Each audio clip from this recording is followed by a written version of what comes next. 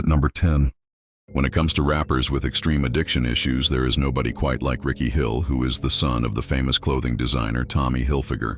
For Ricky Hill, growing up with a famous dad with a net worth of over $450 million meant Ricky Hill had access to all the finer things in life. But despite all the privilege, all the opportunities, all the money, and beautiful girls throwing themselves at him, Ricky Hill has always had a lot of issues, especially when it comes to illegal substances. Something has always been missing in his life, and over the years he has turned to tattoos and illegal substances to try and fill that void.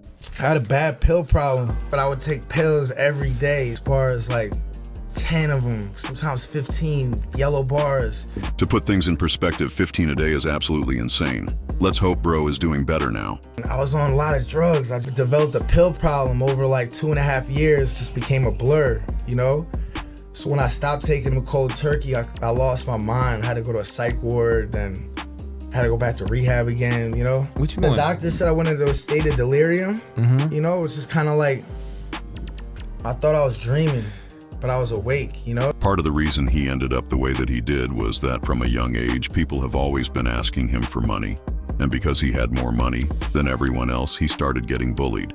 So he turned to rap as an escape. Aggressive rap that made me feel almost like tough. Like, man, I won't get beat up in school anymore if I start writing raps like this. Because of all the substances he has used over the years, he has partially fried his brain, and he is using a harm reduction approach to his sobriety. Yeah, man, staying off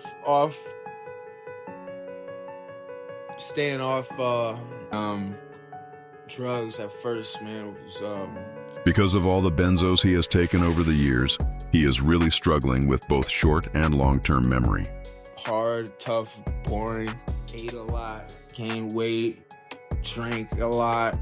And I went through like a whole process, a whole thing, but I just didn't want to take pills no more, Xanax, or what it did to me with the psych ward. So I really didn't want to, as bored as I was. As you can see, bro is really struggling with his sobriety, and hopefully he can find better ways to cope with his demons and that boredom he keeps talking about. I was just bored. So I would have to say that really studying like how Rastafaris live and like that ital and really saved my life.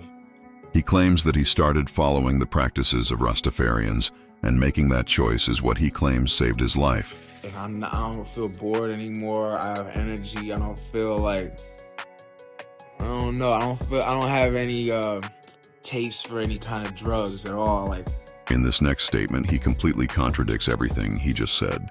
I'm not against psychedelics. I'm not against opiates here and there. I'm not against alcohol. And I'm definitely a huge advocate of THC. It's my medicine. It's every day for me, you know?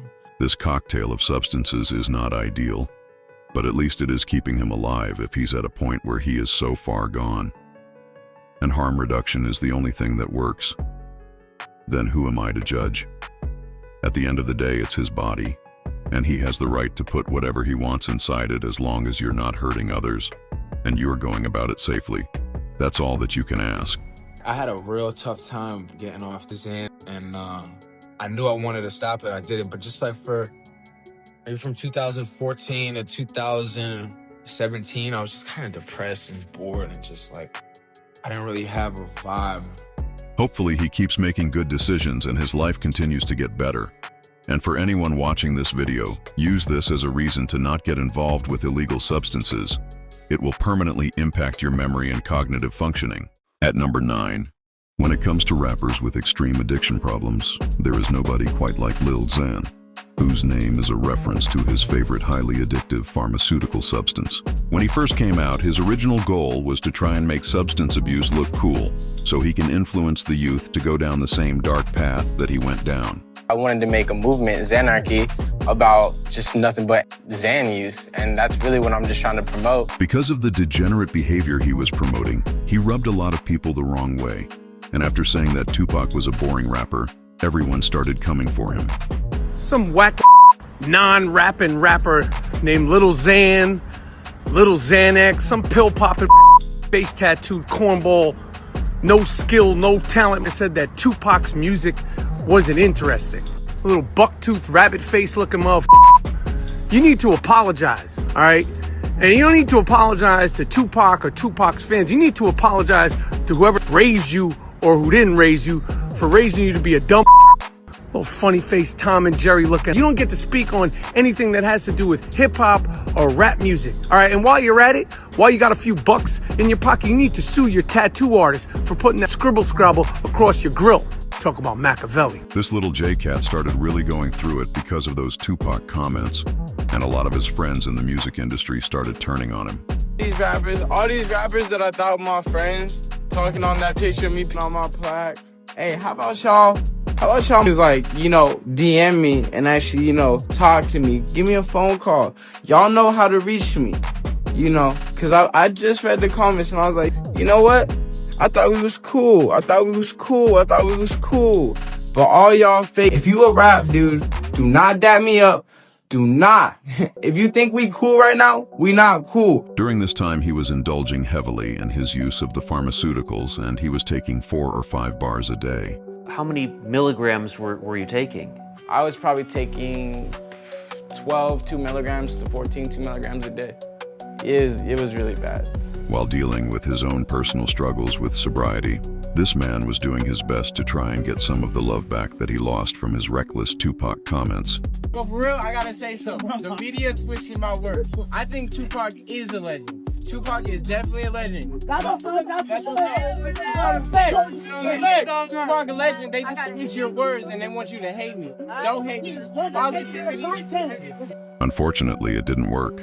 And after being heavily under the influence at a gas station, Lil Xan makes a terrible decision, and he crashes out and whips out his blower and threatens to smoke a fan who was making fun of him. You a bitch.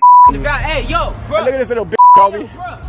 Do something then, dog. What the want, bro? Hey, homie. Get the out. Get out. Man, God, this look at little Xan pulling a gun right now. Look at little kid. This man takes crashing out to the next level, and even though he is being recorded, he whips out that blicky, points it at the fan, and threatens to smoke him if he keeps cracking jokes on him. Hey, look at this guy pulling the gun right now. Look at this motherfucker. Hey, pull that out again, homie.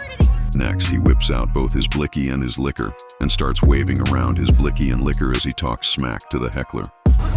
Yeah. Look at your car. This situation could have gone really bad, but luckily everyone made it out the situation with their life. And if we are going to clown you for being a J-Cat, we are also going to give you your props for turning your life around. And Lil Xan is now clean and a fully productive member of society. So props to him for turning his life around. It was just that moment, like, if I keep doing this, I'm gonna die soon. So I just quit cold turkey. And I actually ended up having a few seizures, and I landed in the hospital. At number 8, we look at a legendary rapper and internet personality that goes by the name Bunk Gang, and he dealt with some of the craziest addiction issues we have ever seen plastered all over the internet. During an interview with a police department podcast based out of Los Angeles called No Jumper, where they try to make you say the most incriminating things imaginable so they can give you charges at a later date. Bunk came into the interview sloppy and completely lit off some bars, and his fans got very concerned for his health and well-being.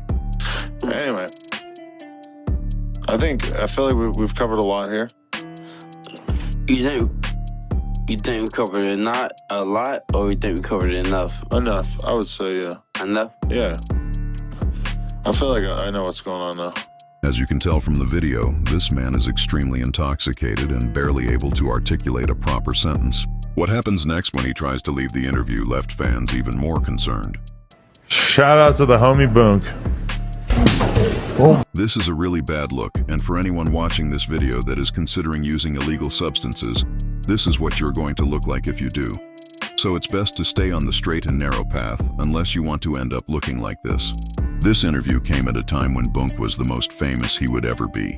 But unfortunately, like a lot of people that go on this podcast, it ended up destroying his life, and he lost countless brands and opportunities because of it. Bunk, along with his fans, questioned why the owner of the podcast, Adam22, allowed the interview to take place, and then put it out for the public to see while Bunk was so sloppy and clearly under the influence. Because of all the sponsorships he lost because of his addiction, Bunk was now losing money, and during this time he doubled down on his use of illegal substances and posted some of the most viral and crazy content people had ever seen. What's up, bro? What's up, cuz? I use your phone? No, I'm using it. What up? Bro, let me use your phone, bro. I'm on the phone. You got a phone right there, cuz. I know I got my phone, but I'm trying to use your phone, bro.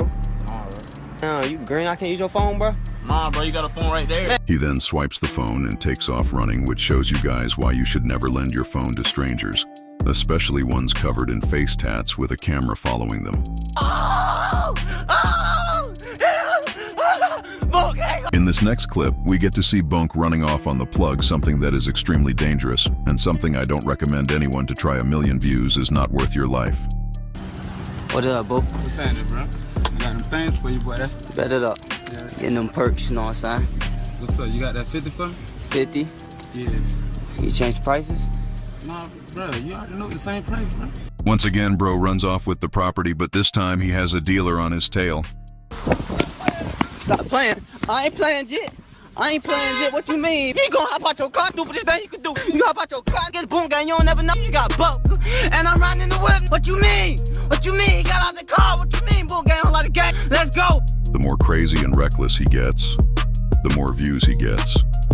And people love nothing more in the United States than watching a train wreck and seeing someone else's life fall apart. They'll encourage your degenerate behavior. And then when you hit rock bottom, they will turn their back on you. In this next clip, bro goes to the mall to try on some expensive shoes, and I think we all know how this clip is going to end. You gonna get these? Yeah, I'm gonna get them too. As Bunk is trying on the shoes, the lady working there realizes something is off and asks the cameraman to not record her. Are you recording me? Nah, he recording me. I don't want to be recorded. Don't record me. Nah, he recording. What, you recording? He recording me. I'm gonna take these up to the counter. Hey! Where are you going? Hey! They should have seen that one coming. I would have asked for the shoes back, and in this last clip we get to see just how crazy and reckless Bunk was during this time period. Wait for nothing, you feel me? Where you going? Sit down. Look. Where you going?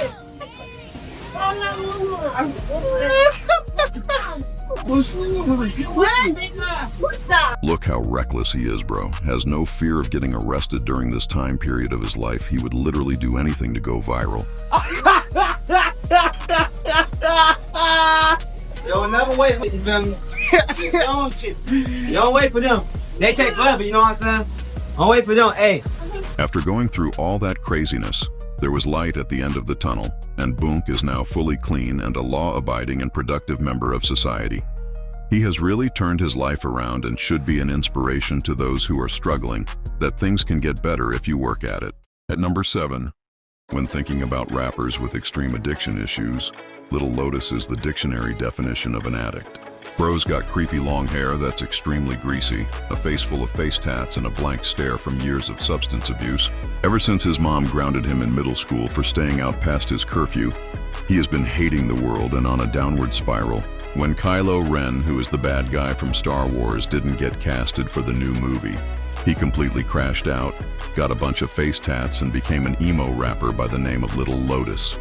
Who could have guessed that Kylo Ren from Star Wars deep down had always felt like an angry emo rapper? I'm going to need all you guys to stop what you're doing, head to the comment section, and make a guess on where you think this creep lives. If you guessed a van, then you are 100% correct. Does this man not embody the type of guy that lives in a van? What's good, y'all?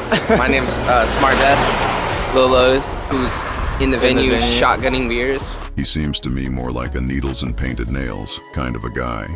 A broski out there slugging and shotgunning beers is the last thing I expected. We're gonna give you a tour of the van. So this is the driver's seat. You didn't need to explain that. I think we all know what a driver's seat is. This is where Metal Mike sits. Can we get Metal Mike on camera? He's driving at all times, filming right over there on his phone seat, doing business. He's the TM. Take a good hard look at Metal Mike. Bro has been wearing that dirty hat for years, and he's probably messaging plugs on his phone trying to get him and his boys their fix. Very good man. He's driving the whole time because he cherishes us. I wouldn't trust anyone in the car with this guy driving. I would rather catch a ride with Hunter Biden before I get in the car with Little Lotus. He's a complete psycho. We had to drive like for 30 hours the other day. He falls asleep all the time in the song. He's the worst. Not He's good. always asleep. Also bad DJ. He DJ. He doesn't play anything What did he we play request. the other day that we all hated so much? Hobo Johnson. Hobo Johnson. No, it was something He like played that. Rex Orange County. Oh, I in the didn't hear that. at like 7 in the morning. I didn't hear that. You would probably sleep. Yeah, but I was out. Yeah, he got a very bad reaction. So pretty much what you guys are saying is this guy sucks and is trash at everything. He falls asleep all the time playing trash music. Last night was the first night where he was taking our suggestions and we were requesting like Young Thug songs. Yeah. I would have thought these guys would be listening to Machine Gun Kelly's emo punk rock music and not Young Thug. In this last clip, he explains in an interview how he relies on his wife to take care of all the masculine things in his household. House centipede inside the house, and I freaked the out. I thought I heard it hiss, and my wife's like, she goes and she just picks it up and takes it outside, and she's like, "You're such a pussy." She is not wrong about that. Kylo Ren then goes in depth about his love for TikTok, and he explains how he would love nothing more in life than to be able to dance on TikTok all day long and not have to make rock or rap music for a living. More TikToks, like the content I would want to do is like more like peer into like me and my friends hanging out. Just It seems so sick. It's so rad. Dude, awesome. How sick is that? Man. I'm stoked to know. Yeah. That's so rad. Yeah, and it was a sick. I was out of my mind. Remember, that was a sick ass. And then he's like, "All right," and then like play it for him. He's like, I was like, "Oh, I want you on it" or something like that. He's like, "Let me hear it," and then he's like, "Let's do it." All jokes aside, this guy doesn't seem that bad, but we had to get our jokes off and light him up with some satire. At number 6. When it comes to Riff Raff, he is one of those unique individuals that is able to be both cringy and a legend at the same time. Codeine Captain. Captain Codeine, if you will. For Riff Raff, his cringiness level can change depending on how many illegal substances he is under the influence of. And unfortunately, the more lit he gets, the cringier he gets. More like extra schmedium. Obviously, I'm 7'2". With my hair, 8'9". Schmedium, boys! When he is sober or just off a couple beers, he is a really cool guy, the kind of guy anyone would want to be around, and a great guy with a hidden talent that not many people know about, and that is his athletic ability. Bro is a really good basketball player, and given the fact that he is pretty big, I think he is around 6'6" or 6'7" with a super wet jumper. Can you imagine if he focused more on sports and was able to make it to the league? He would have been the next Chris Anderson. With a fun and goofy personality, bro is always making people laugh. It's beginning to look a lot like Christmas everywhere we go. With the trouble of our things and apparel that we bring since you're 1 years old. And when he is not out making people laugh, you'll find him hanging out with his dog, who is a spitting image of him. If it was a regular hat, she would have been through it off. She loves it. She loved that hat. You gotta be kidding me. You gotta be crapping. But don't think it's all sweet. Bro is always strapped up and he has the fruitiest looking strap imaginable. And if you get taken out by something this fruity, your entire gang-banging career was a waste. So it's best not to try Riff Raff. And he's not just good at basketball. Bro is a legend when it comes to hitting beers with a baseball bat. He is a first ballot member of the Tailgating Hall of Fame. In this next clip, we get to hear about some of the frustrations Riff Raff has with friends that he believes aren't looking out for his best interests. Like that, I don't got no time to hang out with nobody. I don't got no time to even talk to nobody.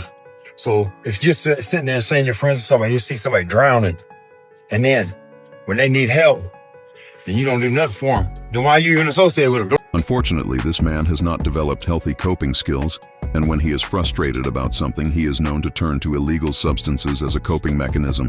Check. Bird dogs. Awesome check. Nice. When it comes to Riff Raff, he has always had a legendary reputation with the ladies, and he is rumored to have cracked almost all the baddies living in Texas. What's up, man? So what are these baby names? I mean, I gotta know. I think it might be Holly High Roller. What do you think? I love him. Holly High Roller. It looks like true love. Man, It always happens. we got matching scars. We got matching outfits. You guys are incredible. We do have matching scars on leg. Katie, that video of that baby going to sleep's amazing. I mean, getting happy off your music was amazing. Are you gonna do any lullabies or any? That's our baby's future. No, you guys rock. Before Morgan Wallen came out and made mullets trendy and mainstream, Bro has been rocking one from the start and should be given his credit. A lot of people always asking me, how do you do it? How do you get the $1 million mullet? I've had mullets for years. This is the other guy. This isn't me talking. I've had mullets for years. I was doing it first. I did it. I've been doing it for 37 to 47 years. I did it on trend. When Bro goes nose skiing and hits the slopes too hard, that's when videos like this come out. When you're in the club and you look so pretty, you look like a little cat, and everybody's afraid to talk to you because they know that you're too good for them, okay? That's definitely a video we could have all gone without hopefully moving forward. Bro can focus more on music and his over-the-top charismatic personality, and less on illegal substances and purple drank. At number 5, we look at a middle-aged gangster white boy from California that goes by the name Cadillac Ron, that's completely insane and loves crashing out on Instagram Live. Saturday, January 9th. I'm taking San Jose. Battle of the Z5. This middle-aged goon is always trying to prove how hardcore he is, and he posts an insane video of him playing the most dangerous version of roulette, where he pulls the trigger and takes a chance on his life.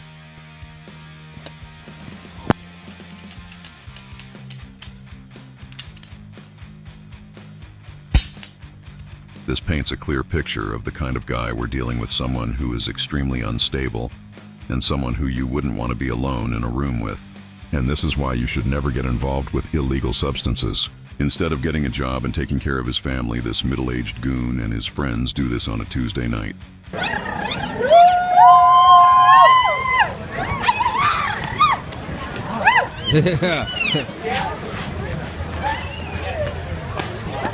Hell yeah. This is the kind of role model all of our kids should be looking up to. The kind of guy we can all look up to and try to be like when we get older. In this next clip, we get to see this middle-aged goon crash out and rip down a bunch of flyers from other battle rappers in his area. Oh, look at these great shows coming up, guys. These are great shows on New Year's Eve, everyone.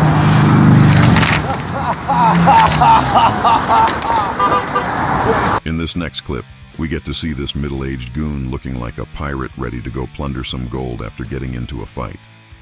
Caddy Ron 3.0 here. Cold weather got you down, grab a cold brew coffee from Grounded Cafe. And if we can get the GoFundMe cracking today, I got some special treats for you. GoFundMe.com/CaddyRon. This middle-aged goon wants to show the world how much of a productive member of society he is. And on a Wednesday afternoon when everyone else his age is working, this is what this 40-year-old man is up to. Hey man, we in South Central, man, congregating with the Cincos, man. You know what it is, man. Dig? We out here, man, every city, man. You see? Well, come on. Big ups to Caddy, though. That's my brother, bro. When did it become a badge of honor for 40-year-old men to sit around in the hood all day on long chairs drinking cheap malt liquor and beer? In this next clip, we get to see how middle-aged goons work out and keep up a good physique. Legs apart, there you go. They're not supposed to hit the ground though. You're supposed to let it do that. But that doesn't help your life. After filming his buddy's legendary workout, the middle-aged goon then goes on Instagram Live and has this to say. Hey, on the real, if you're my homie and you Charlie Sheen and you know who you are, it's about that time, homie. This ain't no game. This is that crazy strain. Full psycho Charlie Sheen AIDS, homie. Have you guys ever wanted to know what kind of women date and find middle-aged goons attractive? Whoop, whoop, whoop. Yeah, it's that greedy gutter life, right? Always. What y'all think about Cadillac Ron, though? Hell yeah, he's cool. That was dope. This is the average voice of most middle-aged female goons. Hell yeah, he's cool. That was dope. Hell yeah, he's cool. That was dope. The classic saying, birds of a feather flock together, couldn't be more true.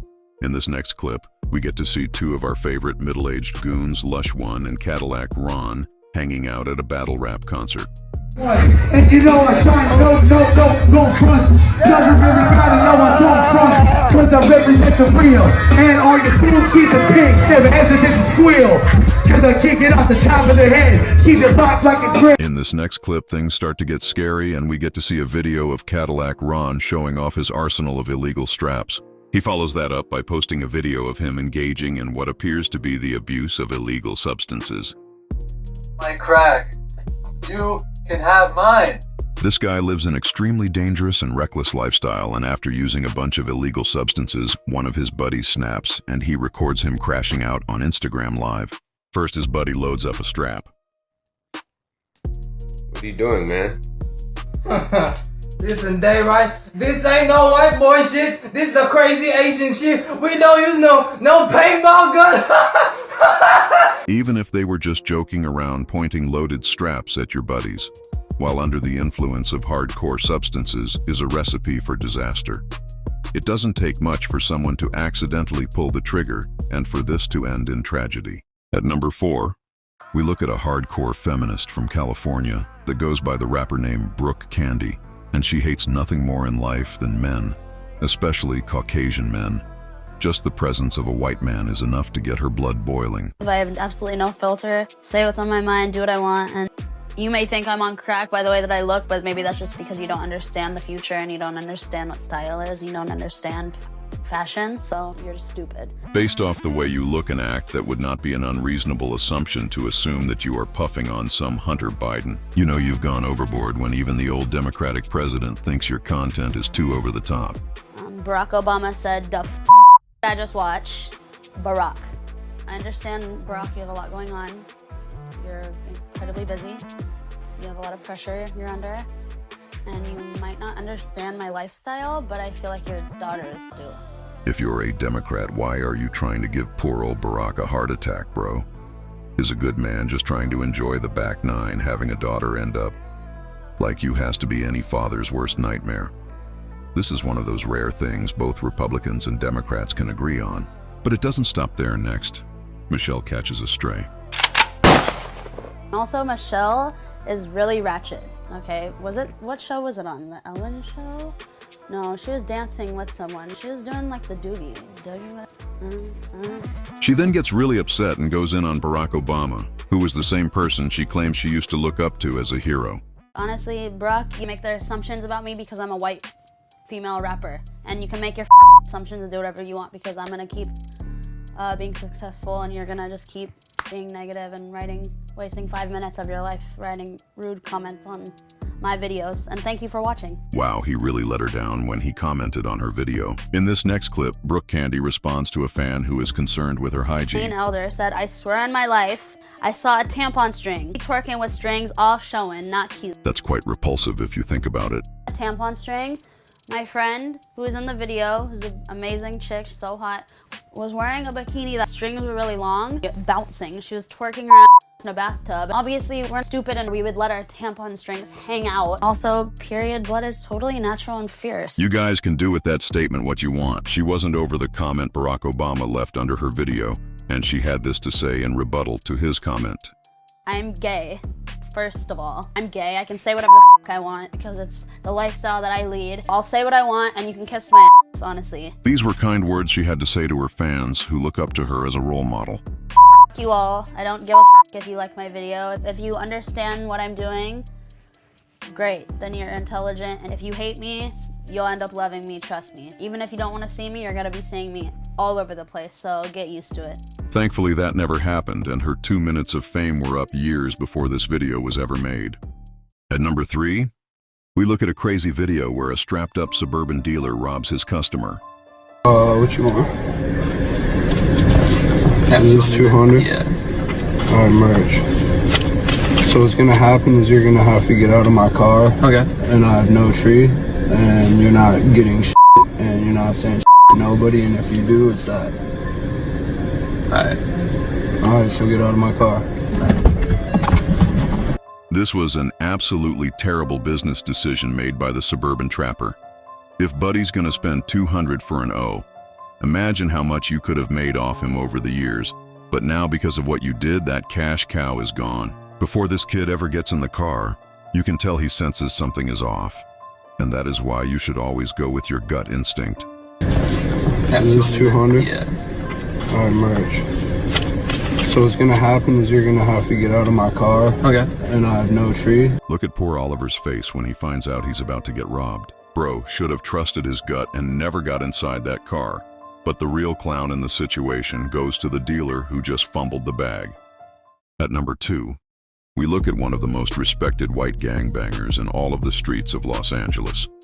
A white boy named Nick, who goes by the street name Lush One that claims to be Jewish and a gang member from a Spanish hood. He was also officially put onto one of the deadliest gangs in California, the Pomona Bloods. In this next clip, you guys get to see how excited he is after he claims he was officially put on and sanctioned. From the set now, I got put on. Fool. Hey, oh my God. Lush, my put on. This man's got so much respect. He's able to be both a Sereno and a Blood. This is the kind of role model everyone in the streets should be looking up to. You really show. I'm from 456. You now. really show. Where? I'm from Pomona. I'm a Blood from Pomona. Did you say? These guys are nothing to play with. The 456 Bloods are one of the deadliest sets in all of California. They've got a reputation for putting in work and dropping bodies. So Lush's name must really hold some weight if they're letting him specifically name drop the set and talk about them on a podcast. You say you from Trey 57? Nah, fool. I'm from there. Where you from, Lush? I'm from Pomona. He said it, not me. Now. First, he was just for Main. Yeah. He was just for Main Street about a month ago. Yeah. If your name holds weight like Lush's does, you can bang any hood you want. Till they pulled up and couldn't get in. I was from the same. I'm kind of still from real the hood. No. Lush. It's a thin line. You gotta pick. Hold on. It's all gangs or don't bang. All right? Trying to take that. Because of the respect gangs all across California have for this legendary man, he is the only person in all of California that is able to bang multiple hoods without any fear of repercussions. In this next clip, we get to see why Lush is considered a big dog in the hood and why he has a lot of rank in his Spanish gang. That's it, dog. No, that was weak, fool. I saw you. No, you won't, bro. You're banned from this one. You're not the homie. Let's go. I'll see you later. No, hey, guess what? You, bro. Like the big dog he is, Gangsta Lush is easily able to kick out a high-ranking Southerner because of his rank. My partner. You feel me? Family business. Wasn't no... Dude, your tone changed so fast. His tone might have changed, but the inner goon within this iconic goon will never change. Whoever is speaking might have just woken up the beast. What you talking about? It's a family business. Hey, how my tone changed? You mean from yesterday when I... Yeah, I was when he get in politics, when he see he's going in intellectual lust mode, and then once he get in politic demon mode, it's a whole nother... alias of Luscious. Because, like, at the end of the day, it's like exactly. Since a kid, Lush's only goal in life has been to get the acceptance of African Americans, and when respected gang member Ralphie the Plug comes to Lush's defense, this is the happiest moment of this middle-aged gangbanger's life. First of all, I feel so seen right now. Thank you, Ralphie the Plug. Shut up, Josh. You don't know what you're talking about. Seriously, shut your mouth, Josh. Nobody wants to hear your opinion when a real gang member like Lush is speaking. You feel me? Like, think about just think about how much cooler it is for Ralphie the Plug to understand your vision than Josh if we're keeping it a bundle in these streets. All right, so here's what happened, brother, all right? Next, we get to hear the middle-aged suburban demon explain what exactly happened between him and his other Spanish gang banging homies from his gang. All right, so here's what happened, brother, all right? So Josh was there and he can verify as well. So the homie came through. He was turned up about the other homie. I wound up intervening, you feel me? I would rather not feel you, but go on with your story. And feeling slighted because he was coming at me some type of way. When he is not gangbanging, this responsible adult likes to set an example to the youth about the importance of sobriety and how to be the best version of yourself. Where's the whiskey at? Let's go! Turn up Kings! In order to ensure his friends are sober, this savant in our community offers up himself to consume all the whiskey, so his friends have no temptation. Bourbon was fashionable. Ooh. Talking like 1940s New York. Richard. When his co-host is not looking, this amazing middle-aged responsible adult decides to steal his glass of whiskey and drink it for himself, so his friend doesn't get tempted by the alcohol. Or the everything420.com for easy ordering and use my code NOJUMPER. And just one second, I just want to say how happy I am. What an amazing human being. We could all use a friend like Lush. Rosenberg to be wearing Fashion Nova. Salute, brother. Cheers, mate. Cheers. Look how much Hey, you Lush has smoke now. you smoke Camel straight. How did it get that much? Oh, you took bricks. This is someone we can all look up to and try to be more like. I love my. And you know, I'm not, as you are Lush, We giving I'm you sorry, a super guys. I'm gonna give you the respect to you know what I'm saying? But if you was anybody else, I would have just dove in your In this last clip, we see this legendary gang member fully crash out on Instagram Live. outside on the set. I'll shoot you right now. Get noodle off your head. I will noodle you. I'm going outside right now on the set. I swear to God, you'll get noodle right now. Right now. Out of a joke, I will smoke you. Pull up on me. Get noodle your noggin. What's up, fool? What's up, fool? What's up, fool? Come run that. Come run hands right now. What's up, fool? I won't even shoot you. Come run hands right now. Come run hands right now. What's up, fool? Come run hands right now. Come run hands right now. Come run hands right now. And there you guys have it. The deadliest and most respected white boy in the streets of California, Lush One. I partner. You feel me? Family business. Wasn't no. Dude, your tone changed so fast. At number 1. We go to Pompano Beach in Florida, which is home to some of the most gangster white boys in the country, and look at a day in the life of the most gangster white boy of them all. A young Caucasian demon who, for the sake of this video, we are going to call General Stank. Although he hasn't washed his hair in months and probably smells like a sewer rat, Bro is the real deal and is an officially sanctioned Caucasian gangbanger. This Caucasian demon loves recording himself. And for the first time in the history of Caucasian gangbanging, we get behind the scenes footage of what a day in the life of a Caucasian general consists of. Tatted up, boy. Tatted up, jeweled up, all that. Jeweled up. Being a gangster Jew is much more common than you guys realize. So I can understand how his buddy got his words mixed up. It's very hard to understand gangbanging white boys. It's almost like they speak their own language. Jeweled up, all that. Jeweled up. Jeweled up, got the diamonds and Gangbanging white boys aren't all that different from me and you. They like to skateboard.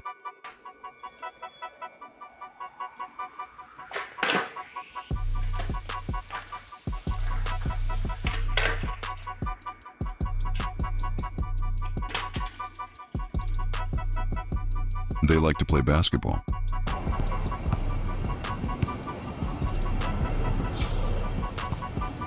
Just look at this man's talent. It's all about genetics. Some have said he resembles a young Brittany Griner.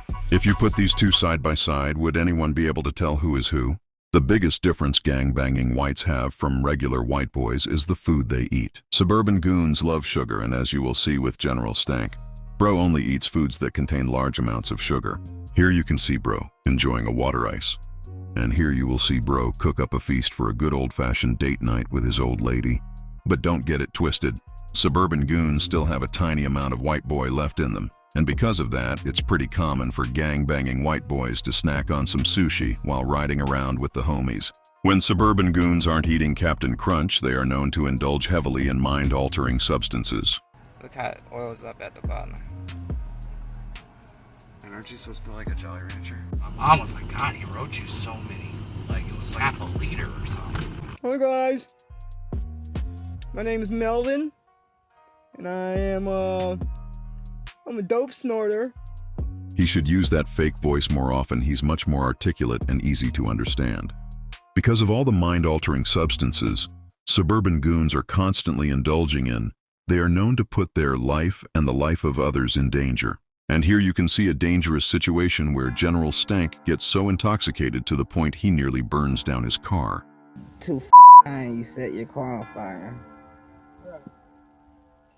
While under the influence of every substance imaginable, he puts everyone's life at risk and records himself driving like a maniac on the highway.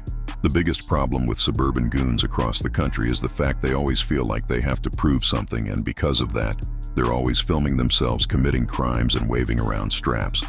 Just cause you own a strap doesn't mean that you gotta use it as a dancing stick. If you need a dancing prop, get a glow stick. You and your homies can dance around with them wherever you go. And the best thing is, you don't have to worry about what would happen if police catch you with it. This next crash out is extremely concerning. After taking a bunch of substances, General Stank whips out his blower that's got a switch attached to it and starts pointing it at stop signs.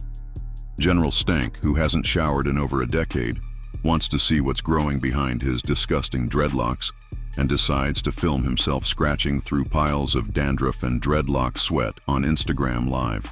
He then goes to a tattoo parlor and drinks some urine while he waits to get his next face tattoo. For whatever reason, drinking urine has become pretty common among Caucasian gangbangers. Suburban goons are constantly searching for the validation of African Americans. Essentially, it is their lifelong goal.